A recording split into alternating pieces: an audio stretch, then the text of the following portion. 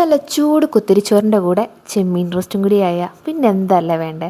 അപ്പം ഇന്ന് നമുക്ക് നല്ല ചെമ്മീൻ റോസ്റ്റിൻ്റെ തന്നെ റെസിപ്പി നോക്കാം അല്ലേ. അപ്പോൾ അതിന് വേണ്ടിയിട്ട് ചട്ടി ഒഴിച്ച് എണ്ണ ചൂടാകുന്ന സമയത്ത് അതിലേക്ക് ഇഞ്ചി വെളുത്തുള്ളി ഒരു പച്ചമുളകും കൂടി ഇട്ട് അന്ന് മൂത്ത് വരുന്ന സമയത്ത് ഒരു അരമുറി സവോളയും കൂടി ഇട്ട് കൊടുക്കുക കേട്ടോ.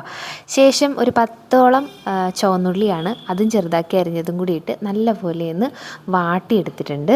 അപ്പോൾ അത് നല്ലപോലെ ഒന്ന് കളറൊക്കെ മാറി വരുന്ന സമയത്ത് അതിലേക്ക് ഒരു പകുതി തക്കാളിയും കൂടി ഇട്ട് കൊടുക്കുക കേട്ടോ.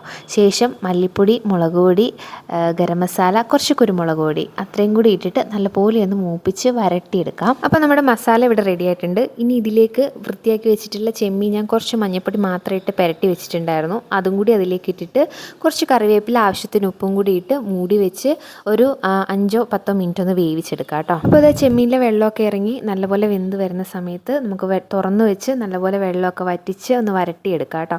അപ്പോൾ നമ്മുടെ ചെമ്മീൻ റോസ്റ്റ് റെഡി ആയിട്ടുണ്ട്. ഭയങ്കര ടേസ്റ്റാണ് കേട്ടോ ഇങ്ങനെ ഉണ്ടാക്കി കഴിക്കാനായിട്ട്. അപ്പോൾ വീഡിയോ ഇഷ്ടമായെങ്കിൽ ലൈക്ക് ചെയ്യുക, ഫോളോ ചെയ്യുക. വീണ്ടും കാണാം. ബായ്.